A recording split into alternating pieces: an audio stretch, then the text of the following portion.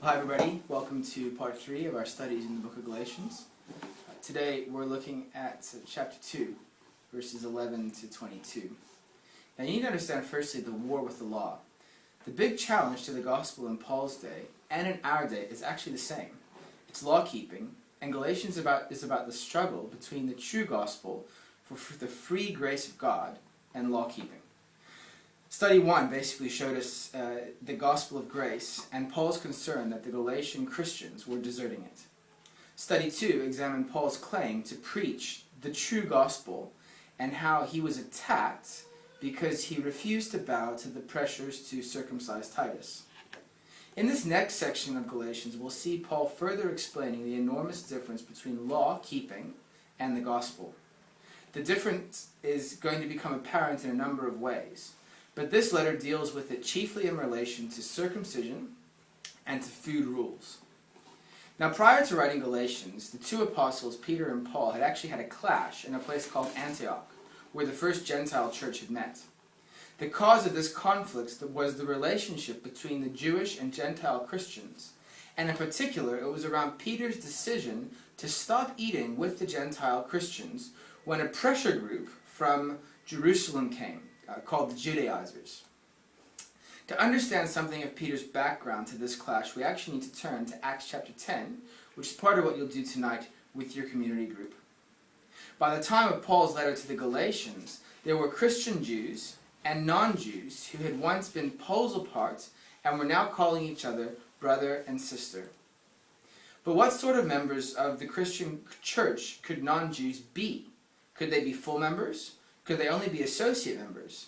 And if they were going to be full members, did this mean they had to take on the whole of Judaism as well?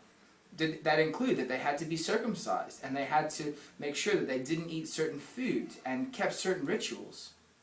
In the last study, we looked at the significance of circumcision for the truth of the gospel and Paul's refusal to circumcise Titus. Now, in Galatians chapter 2, verses 11 to 21, the focus is on eating, or not eating, as the case might be. But once again, in this historical circumstance, the issue that's really being wrestled with is law-keeping versus the good news of God's free gift in Jesus Christ. The temptation to withdraw from table fellowship with Gentile Christians because of Jewish food laws is not one that most Christians have to deal with today. To start with, of course, most of us are Gentiles. However, the temptation is always with us to see some form of law-keeping as a way to get right with God and to stay right with God. In terms of getting right with God, it's frighteningly common to hear people speak of the Ten Commandments or the Sermon on the Mount or some other ethical standard as being the way to get right with God. If we make a reasonable effort to keep these and to be good, then we say, well, God's bound to accept us because look at what we have done. However, this sort of thinking betrays a low view of God and the law and a high view of ourselves. We need to realize that the God we are seeking to please is a consuming fire, an awe-inspiring God of blindingly pure holiness who cannot tolerate any sin. He's no easy God to please. What's worse is that despite our best intentions, we're woeful at law-keeping. When we actually compare our behavior with the Ten Commandments and the Sermon on the Mount, we always come up embarrassingly short. For Christians, for those of us who have realized how far short we fall, we have to cast ourselves on Jesus. But once we've done that, there's still going to be the danger of law-keeping. Having abandoned the law as a means of being right before God, we should say that there's no going back. It's not as if having been declared right with God through Jesus' death alone, we can then take up a regimen of observing the law in order to remain Christians. In Paul's words, we cannot rebuild what we have destroyed by trusting in Christ for our righteousness. We have utterly abandoned the path of the law. We've died to it, as Paul says. That part of us has been crucified with Christ, and our new life with Christ is lived out in trusting Him for our salvation. This was Peter's mistake. By drawing back from full fellowship with his Gentile brothers, he was going back to the law. He was trying to resurrect what was dead and buried. He was trying to rebuild what he had destroyed. when he trusted in Jesus Christ. To attempt to add law-keeping to faith is to destroy what faith is all about in the first place. Now we need to understand, and we need to think carefully about how we might do this today. So Peter didn't stop trusting in the gospel.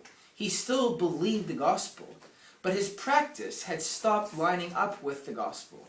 We've got to ask ourselves, we believe the gospel, but how is it that our practice, how is the outworking of that perhaps not matching up? We say that we love the Lord, but do we love our neighbors as ourselves? We say that we are all one and we're all created in the image of God, yet do we harbor thoughts of racism or something along those lines? How is it that we believe the gospel and mentally assent to it, and yet on the flip side of that, in the way that we behave, we actually aren't believing the gospel? That's what Peter did. Peter believed the gospel, but he stopped having table fellowship with non-Jewish Christians. So what is it that we're doing in our lives? What is it that we need to have a long, hard look at where we say, look, we believe the gospel, but we won't do this. We believe the gospel, but it only goes this far and no further. What stones in your life need to be overturned so that the gospel can dig down deep and really change and transform you?